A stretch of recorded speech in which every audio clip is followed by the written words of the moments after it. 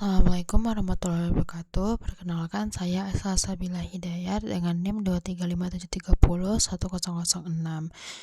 Di video kali ini saya akan mempresentasikan hasil evaluasi komprehensif terhadap sistem informasi RASJIM melalui pengujian statis, dinamis, fungsional, hingga non-fungsional. Pengujian ini dirancang untuk memastikan sistem tidak hanya berjalan dengan baik, tetapi juga memiliki keandalan dalam kualitas kode yang memenuhi standar industri. Langsung saja saya mulai untuk presentasinya. Pada proyek ini saya berfokus mengevaluasi dua komponen React yang sangat kritis secara mendalam. Unit pertamanya itu adalah fungsionalitas menu kelas di file sidebar.csx yang bertanggung jawab menghasilkan kelas gaya CSS dinamis berdasarkan deteksi rute navigasi yang aktif.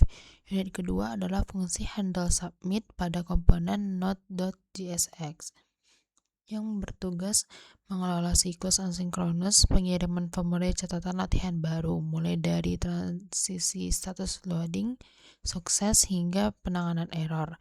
Kode ini saya pilih karena merupakan gerbang utama navigasi visual serta transaksi data pengguna yang asinkronus.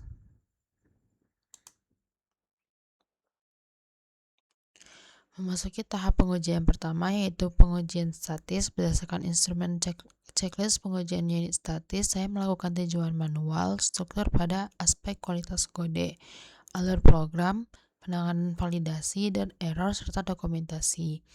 Secara umum, sintaks React sudah valid dengan standar ES6 dan validasi input sisi klien telah terlindungi menggunakan HTML5. Namun pengujian status ini berhasil menemukan beberapa kelemahan seperti adanya kode mati atau dead code berupa import pustakan Nodes API yang tidak terpakai pada file sidebar.jsx serta penanganan error pada file nodes.jsx yang belum optimal ketika API sedang offline.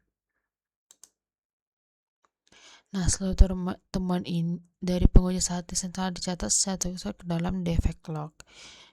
Saya mengidentifikasi total 5 cacat dengan rincian tingkat keparahan yang bervariasi. Maaf, maksud saya ada 4, mulai dari masalah rendah seperti dead code hingga keparahan tinggi seperti kegagalan reset form saat kondisi offline. Nah, jika menggunakan metrik kerapatan cacat defect density, sistem ini menghasilkan angka sebesar 2,12% berdasarkan 4 cacat dari 235 baris code. Angka ini jauh di bawah batas toleransi standar industri yang umumnya menetapkan maksimal 5%, yang membuktikan bahwa kualitas awal penulisan kode komponen ini sudah tergolong sangat prima. Selanjutnya, beralih ke pengujian dinamis untuk memahami jalur logika eksekusi kode. Saya mematikan alur program ke dalam control flow graph dan menghitung kompleksitas siklomatisnya. Pada fungsi menu kelas di sidebar.jsx terdapat 4 nodes, 4 edge, dan 1 predikat yang menghasilkan kompleksitas VG sama dengan 2 yang mewakili jalur rute aktif dan rute tidak aktif. Begitupun pada fungsi handle submit di nodes.jsx yang mengelola try catch finally, menghasilkan kompleksitas VG2 dengan 2 jalur utama, yaitu jalur sukses normal path dan jalur kegagalan catch path. Angka kompleksitas yang rendah ini menunjukkan bahwa kode program mudah dipelihara dan diuji. Masih dalam rangkaian penggunaan dinamis, saya melakukan data flow testing untuk melacak siklus hidup variabel penting.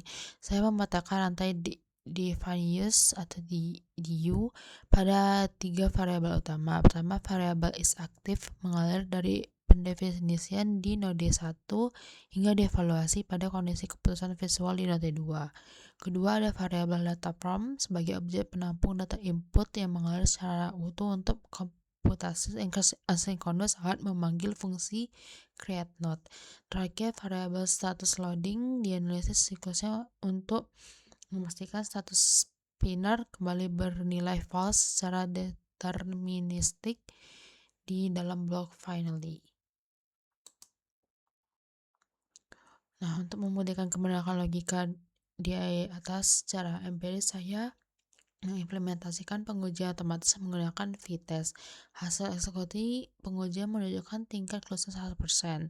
Hasil uji U1P1 berhasil memverifikasi presisi kelas CSS biji Purple 800 saat menu sidebar diklik. Sementara itu, kasus uji U2P1 sukses memverifikasi pengiriman data asinkronus dan pengosongan form otomatis saat API memberikan respon sukses. Seluruh asersi berjalan dengan sangat cepat, hanya dalam waktu 284 milidetik. Nah, masuk ke tahap pengujian fungsional dengan teknik black box. Di sini saya menerapkan dua metode utama. Pertama ada equivalence partitioning untuk memisahkan kelas masukkan formulir menjadi kelas valid, di mana form terisi lengkap, dan kelas tidak valid yaitu form kosong, kolom form yang kosong yang langsung dihadang oleh validator browser.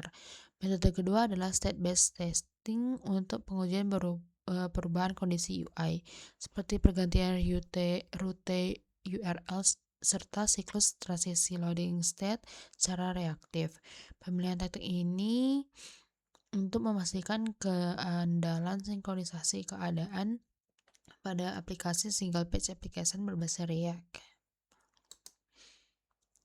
Nah, salah satu skenario uji fungsional paling realistis yang dilakukan adalah pengujian kasus offline yang saya sebut sebagai TC04 atau TC4. Pada pengujian ini, form sengaja dikirimkan saat jaringan lokal dimatikan atau koneksi ke database backend-nya itu terputus. Hasil aktual menunjukkan bahwa sistemnya memiliki tingkat kematangan fungsional yang baik. Halaman komponen di layar secara langsung menampilkan banner bertulisan gagal memuat catatan.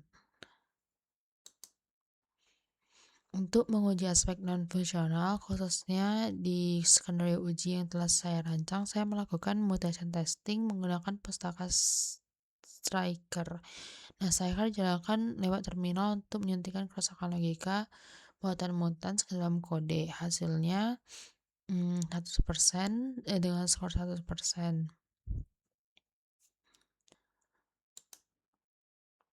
Berdasarkan keseluruhan rangkaian pengujian, saya menyusun 3 rekomendasi utama bagi pengembang untuk meningkatkan kualitas kode RASGIM ke depannya. Pertama itu menetapkan prinsip separation of concern yang memisahkan fungsi panggilan API langsung dari komponen UI ke dalam custom hook seperti useNodes API.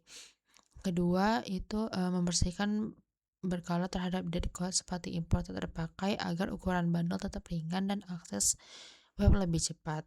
Dan yang ketiga itu memisahkan penanganan validasi lokal dengan kesalahan fatal backend agar data yang sudah diimport pengguna tidak hilang begitu saja saat koneksi bermasalah. Sebagai penutup dan refleksi akhir, pelajaran utama yang saya dapatkan adalah kombinasi antara tinjauan manual statis dan penggunaan otomatis dinamis menggunakan v-test serta Striker merupakan kunci utama dalam menjamin rilis perangkat lunak yang andal. Tantangan terbesar dalam pengujian ini terletak pada bagaimana mengisolasi efek samping manipulasi DOM saat pergantian rute navigasi serta konfigurasi mocking API asinkronus agar kompatibel penuh di lingkungan pengujian lokal. Demikian presentasi saya. Apabila ada salah kata saya mohon maaf. Saya akhiri. Wassalamualaikum warahmatullahi wabarakatuh.